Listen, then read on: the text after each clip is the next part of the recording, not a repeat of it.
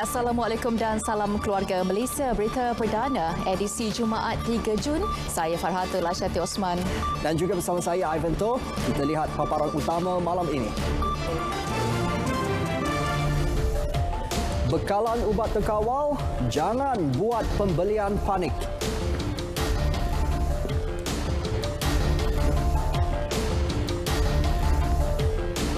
Tiga teknologi baharu diteliti, pastikan perkhidmatan internet sampai ke semua kawasan.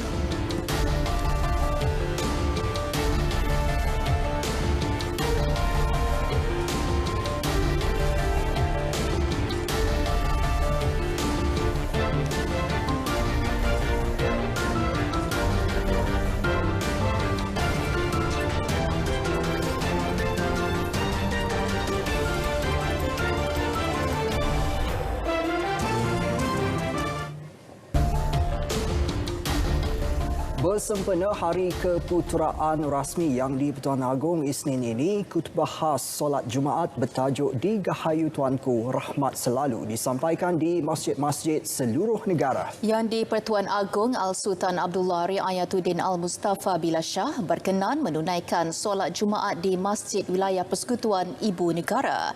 Keberangkatan tiba Al-Sultan Abdullah pada pukul 1.07 tengah hari disambut Perdana Menteri Datuk Seri Ismail Sabri Yaakob.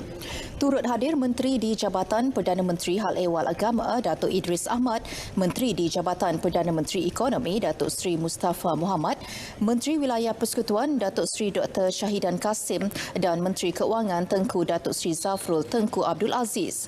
Suri Paduka Baginda kemudiannya menyertai jemaah masjid mendengar khutbah yang disampaikan Imam Besar Masjid Wilayah Persekutuan Muhyiddin Aziz Elias Saari. Khutbah khas ini menyentuh mengenai amalan sistem raja berperlembagaan yang meletakkan Yang di-Pertuan Agong pada kedudukan paling tinggi dan memiliki fungsi melindungi agama serta negara selain menjadi lambang perpaduan dan kesejahteraan seluruh masyarakat.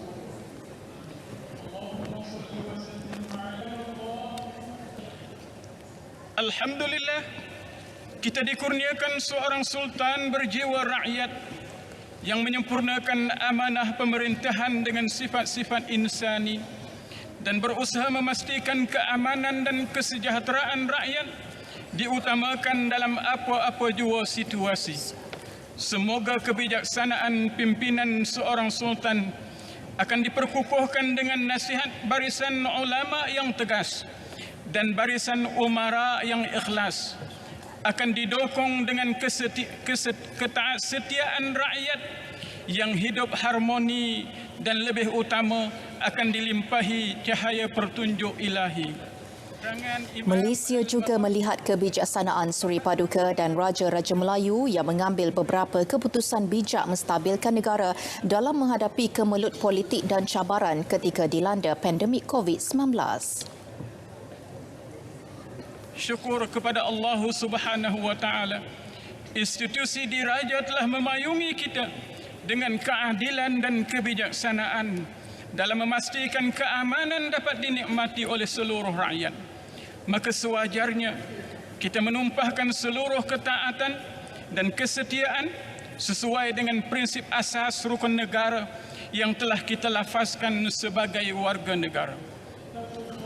Mengakhiri khutbah, seluruh rakyat Malaysia diminta supaya meneruskan hubungan baik dengan pemerintah dengan masing-masing saling mendoakan bersesuaian tuntutan agama. Pada masa sama, menjauhkan diri daripada perbuatan jahat dan sangkaan buruk terhadap pemerintah. Selesai solat Jumaat, Al-Sultan Abdullah berkenan beramah mesra, bersalaman serta bersuah foto dengan beberapa jemaah sebelum berangkat pulang ke Istana Negara. Peningkatan permintaan yang mendadak bagi beberapa jenis ubat-ubatan antara faktor berlaku kekurangan bekalan serta bahan mentah bagi produk farmasutikal. Pengarah Kanan Perkhidmatan Farmasi KKM Nurhaliza A. Halim menerusi kenyataan memaklumkan kekurangan melibatkan produk bagi rawatan demam, vitamin C serta ubat batuk dan selsema. Justru Kementerian menerusi program perkhidmatan farmasi telah mengadakan perjumpaan dengan pihak industri farmasutikal Persatuan Industri Farmasutikal Malaysia, Persatuan Farmasutikal Malaysia dan Persatuan Pembekal Farmasutikal Malaysia semalam. Ketika ini tiada produk yang mengalami gangguan bekalan secara menyeluruh. Ini memandangkan kebanyakan produk mempunyai alternatif daripada pelbagai jenama lain yang mempunyai indikasi yang sama. Pihak pengilang juga telah meningkatkan kapasiti pengeluaran bagi memenuhi permintaan yang tinggi. Dalam masa sama, KKM sedang mendapatkan maklum balas lanjut daripada pihak industri berhubung status sebenar bekalan ubat-ubatan yang dihasilkan di Malaysia atau diimport serta isu yang berkaitan.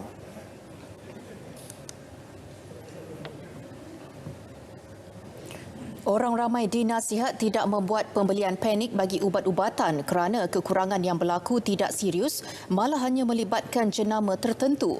Timbalan Menteri Kesihatan 1 Datuk Dr. Nur Azmi Ghazali berkata pihaknya memberi jaminan bekalan ubat-ubatan dalam negara secara amnya masih terkawal. Contohnya satu ubat kalau darah tinggi, ada banyak jenis ubat. Banyak jenis ubat, ada banyak brand dan ada ubat yang patentednya ubat. Dan ada ubat yang generik punya ubat dan semua tu adalah berkesan sebenarnya. Kalau tidak ada ini boleh ganti dengan ini umpamanya. KKM sentiasa memantau situasi itu dan tindakan tegas bakal diambil sekiranya terdapat pihak cuba mengambil kesempatan memanipulasikan harga ubat-ubatan di pasaran. Kementerian Komunikasi dan Multimedia KCOM meneliti 3 teknologi baharu bagi menyediakan perkhidmatan rangkaian internet di kawasan terpencil yang tidak mendapat liputan menggunakan kabel optik. Keperluan itu, kata Menteri Tan Sri Anwar Musa, seiring dengan matlamat memastikan rangkaian 4G di seluruh negara mencapai 96.9% menjelang akhir tahun ini. Ya, satelit Low Earth Orbit LEO, Radio Access Network dan TV White Space merupakan 3 teknologi yang sedang dalam peringkat penelitian. KCOM ketika ini menggunakan kemudahan satelit Very Small Aperture Terminal VSAT untuk menyediakan liputan di kawasan terpencil di seluruh negara. Penggunaan teknologi terkini itu bagi memastikan tiada kawasan tercicir daripada teknologi digital, khususnya menerusi program jalinan digital negara Jendela. Secara umumnya bersetuju supaya kementerian dan juga MCMC dapat duduk bersama-sama dengan wakil-wakil negeri-negeri untuk kita cuba streamline supaya kita dapat merumuskan secara kasar yang boleh ditambah baik. Bukan kata nak menyeragamkan, tetapi sekurang-kurangnya ada satu pendekatan yang boleh membantu mempercepatkan pelaksanaan program-program seperti Jendela dan POP. Bercakap pada sidang media selepas mesyuarat medik pertama untuk tahun ini di Kota Kinabalu, Tan Sri Anwar turut memaklumkan liputan rangkaian 4G di Sabah kini telah mencapai 86.9% kawasan berpenduduk di negeri itu. 800 permohonan geran di bawah insentif pemekasaan komoditi Malaysia MyIce diluluskan di seluruh negara melibatkan 7.61 juta ringgit. Ya, sebelum ini, kata Ketua Pengarah Jabatan Pendaftaran Pertubuhan Malaysia Muhammad Nawardi Saad, lebih 1,100 permohonan diterima sejak MyIce dibuka Februari lepas. Ya, kali ini permohonan yang diterima diperluas kepada pertubuhan dalam pengkhususan keselamatan, kebajikan, sosial, alam sekitar dan hak asasi. Daripada angka itu, hanya 10% permohonan ditolak kerana tidak bertepatan dengan kehendak jabatan. 20 juta ringgit diperuntuk untuk 2,000 pertubuhan seluruh negara menerima manfaat tersebut. Kita lanjutkan sehingga 31 Julai 2022. Kita sangat-sangat mengalu-alukan permohonan daripada semua pertubuhan dalam kategori yang kita telah tetapkan. Saya berharap pertubuhan yang terlibat dapat menyambut jemputan kita untuk sama-sama mendapatkan geran ini. Terdahulu, beliau menyempurnakan majlis penyerahan nocek geran di bawah insentif MyIce di Kuala Nerus. 15 daripada 53 geran MyIce telah diserahkan kepada persatuan di negeri Terengganu. Kota majikan akan ditamatkan jika memotong gaji pekerja asing bagi kegunaan kos membawa mereka masuk ke Malaysia. Tegas Menteri Sumber Manusia Datuk Seri M. Saravanan, majikan yang membawa masuk pekerja asing perlu menanggung semua kos. Memang ikut peraturan, mana-mana majikan yang membawa masuk pekerja asing ke negara ini perlu tanggung semua kos, bukan pekerja yang bayar. Dari segi penginapan, penerbangan dan sebagainya. Datuk Seri M. Saravanan ditemui media selepas majlis pelancaran kempen mencarung perkeso sukarelawan di Ibu Negara. Beliau turut memaklumkan kerajaan bersetuju membawa masuk pekerja Bangladesh untuk bekerja dalam sektor perladangan, pertanian, pembuatan dan pembangunan. Kementerian Pertanian dan Industri Makanan mengakui kenaikan harga sayuran berpunca daripada kekurangan pekerja asing sekaligus mengurangkan pengeluaran. Jelas Ketua Setiausahanya Datuk Haslina Abdul Hamid, perkara itu perlu diselesaikan Kementerian Sumber Manusia bersama Kementerian Perdagangan Dalam Negeri dan Hal Ehwal Pengguna KPDN HEP.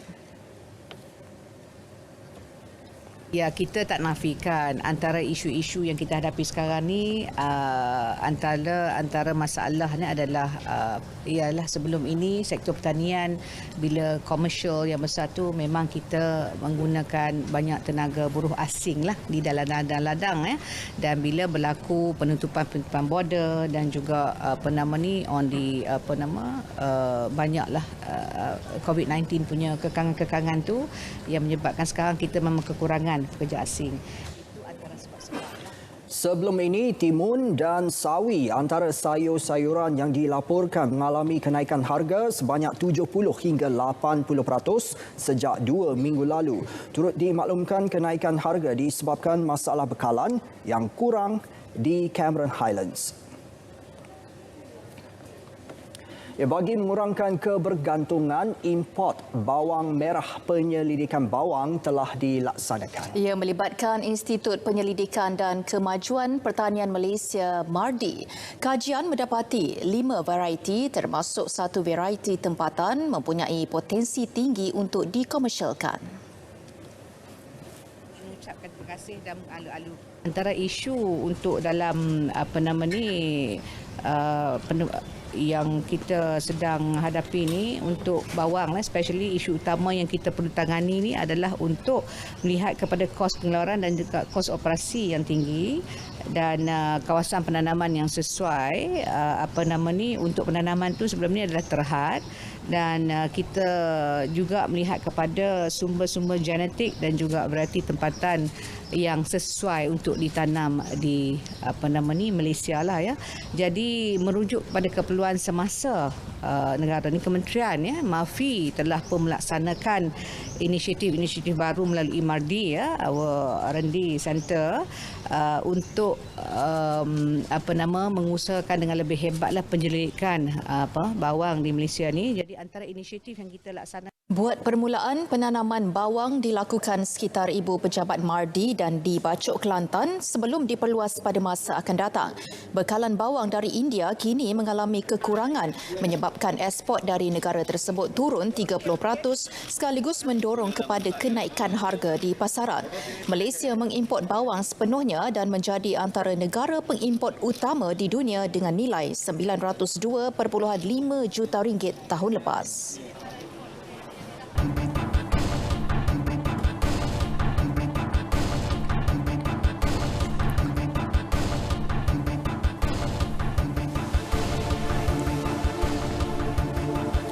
Harga ekspor negara kekal kukuh pada April tahun ini. Indeks nilai seunik ekspor terus menunjukkan aliran menaik pada 1.1% kepada 143 mata berbanding 141.5 mata pada bulan sebelumnya. Selaras dengan prestasi ekspor, indeks nilai seunik import juga mencatatkan peningkatan 2.4% kepada 129 mata. Kenyataan Ketua Perangkawan Datuk Seri Dr. Muhammad Uzi Mahidin memaklumkan indeks nilai seunik import melebihi ekspor menyumbang kepada penurunan 1.4% dalam terma perdagangan negara.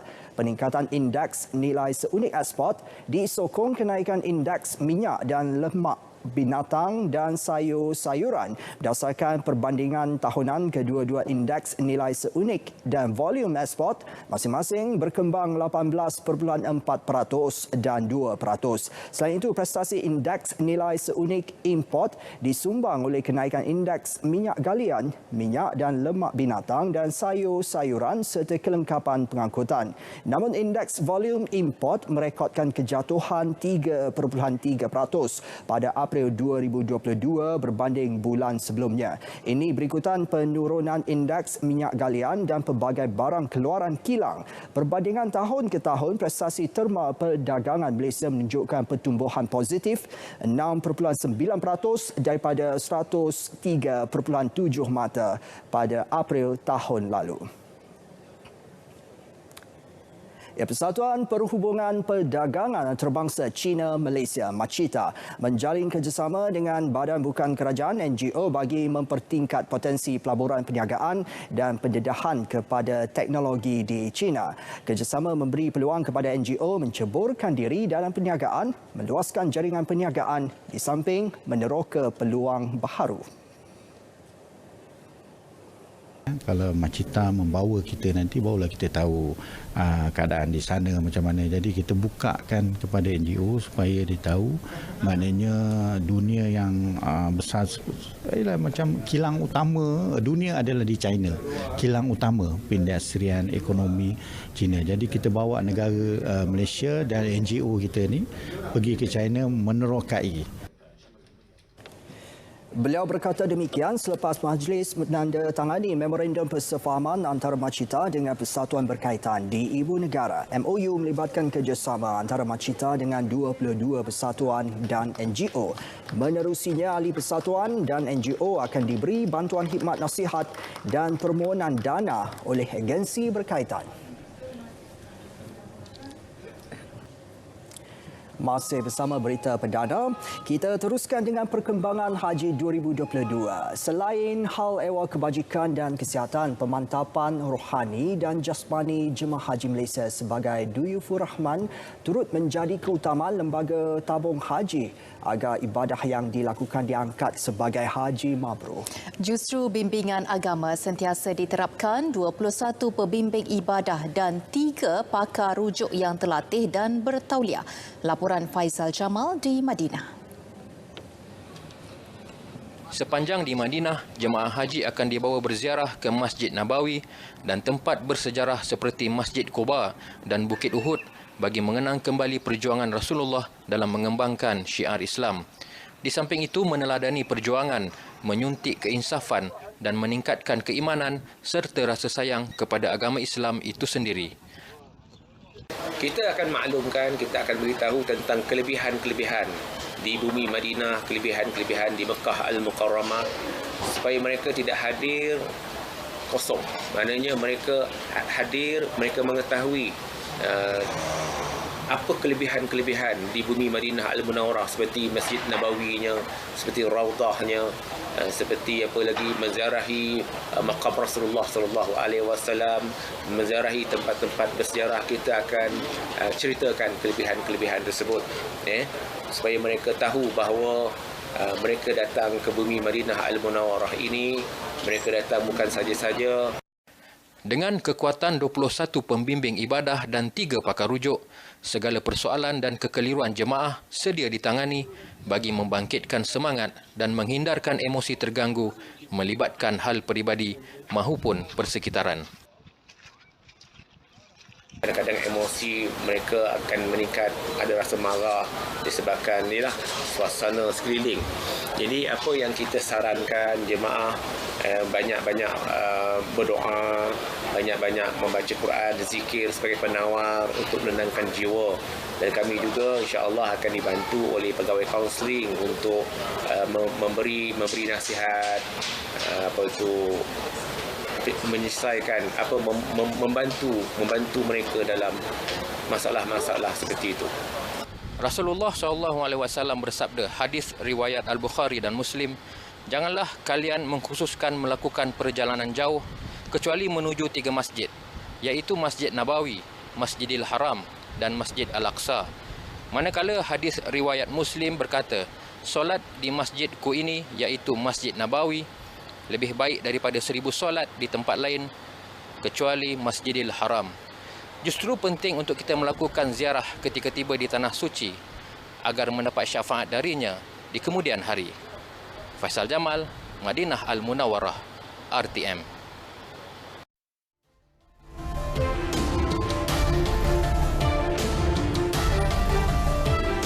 Polis menumpaskan 2 sindiket dadah dengan merampas pelbagai jenis dadah seberat 696 kilogram bernilai 25.35 juta ringgit dalam serbuan di Selangor dan Kedah pada Khamis serta awal pagi tadi.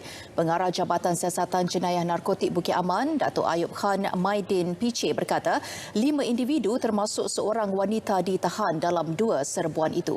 Pada serbuan pertama sekitar Selangor pukul 2.30 pagi Khamis, polis merampas dadah jenis syabu seberat 404.3 kilogram, heroin seberat 7.7 kilogram dan pil ekstasi seberat 35.3 kilogram dianggarkan bernilai 16.4 juta ringgit. Polis turut menahan seorang individu berusia 40 tahun. Manakala dalam serbuan awal pagi tadi di Kedah dan Selangor, polis menahan 3 lelaki dan seorang wanita berumur lingkungan 25 hingga 39 tahun. Syabu seberat 248.7 kilogram dianggarkan bernilai 8.95 juta ringgit dirampas. Dan kedua-dua sindiket ini dipercayai mulai aktif sejak penghujung tahun 2021. Modal operandi digunakan oleh sindiket ini adalah menjadikan premis kediaman sebagai tempat menyimpan dadah sebelum disuruh ke negara jiran untuk pasaran antarabangsa dan juga diedarkan untuk pasaran tempatan. Kesemua suspek disiasat di bawah Seksyen 39B dan mereka diriman selama 7 hari. Saringan awal polis mendapati salah seorang suspek positif dadah jenis meth.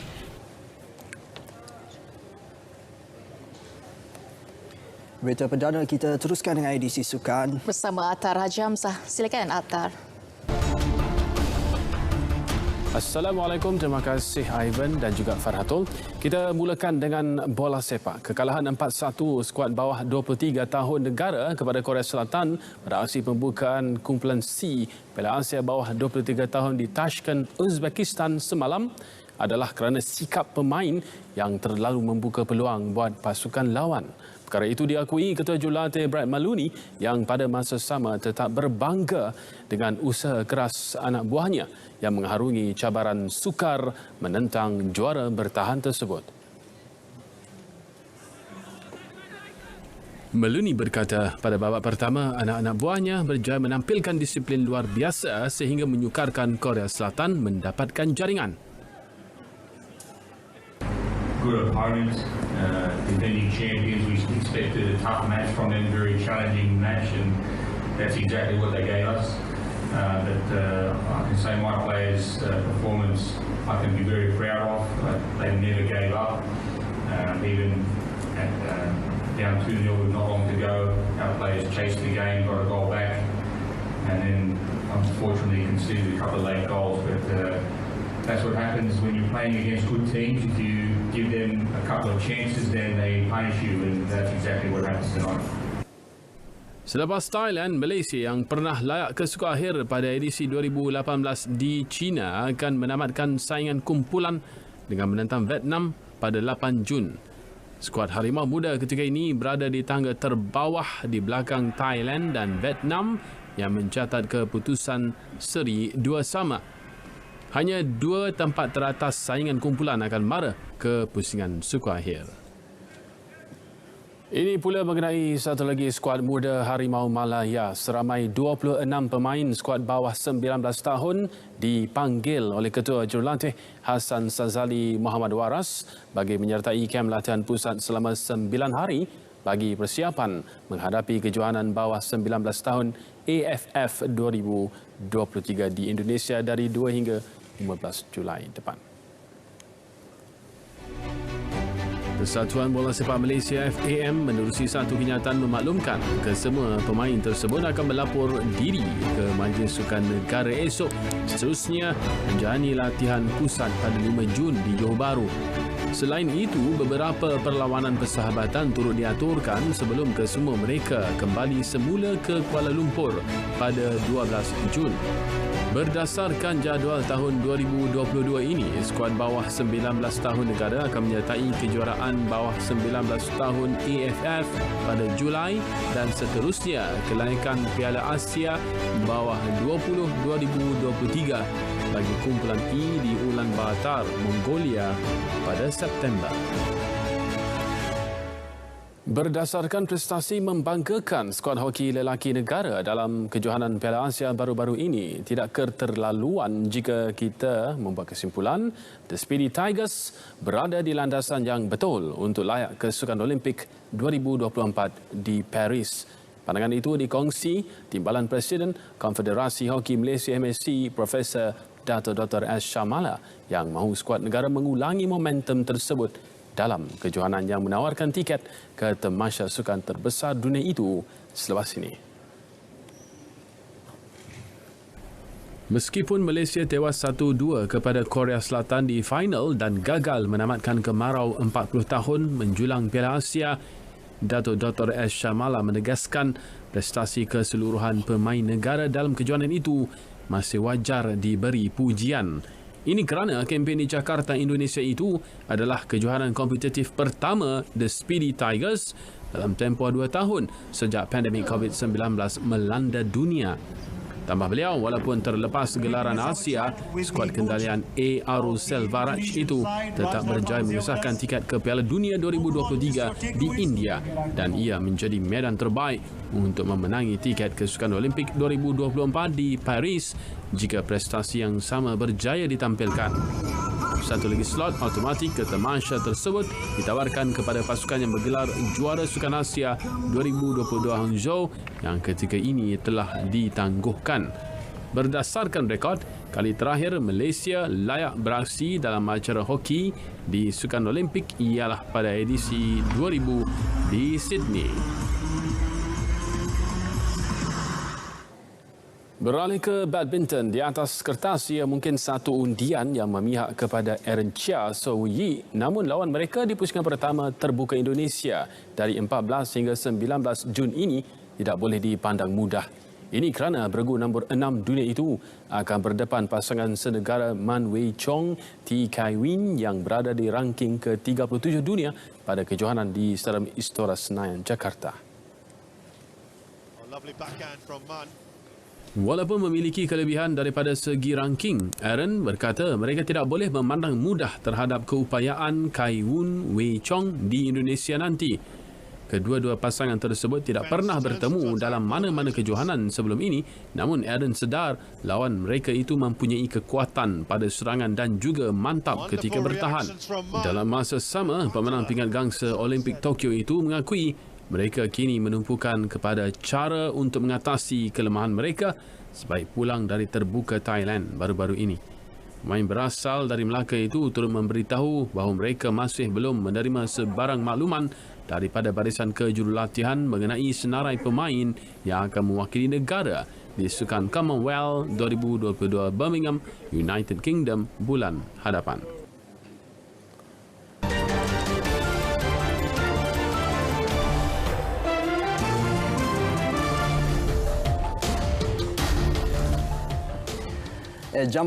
Jambatan gantung pejalan kaki terpanjang di dunia, tarikan terbaru di Republik Czech. Saksikannya dalam hashtag malam ini sebelum anda buat keputusan untuk ke sana. Dibuka secara rasmi bulan lepas, Sky Bridge 721 menghubungkan dua tebing gunung yang terletak di kawasan peranginan Dolní Morava. Pembinaannya memakan masa 2 tahun. Jambatan sepanjang 721 meter ini tergantung di udara pada ketinggian 95 meter. Selain mencabar keberanian pengunjung, Skybridge 721 menawarkan pemandangan menakjubkan kerana dikelilingi lanskap gunung Kralike Seismik. Meluncur ombak gergasi setinggi 26.2 meter.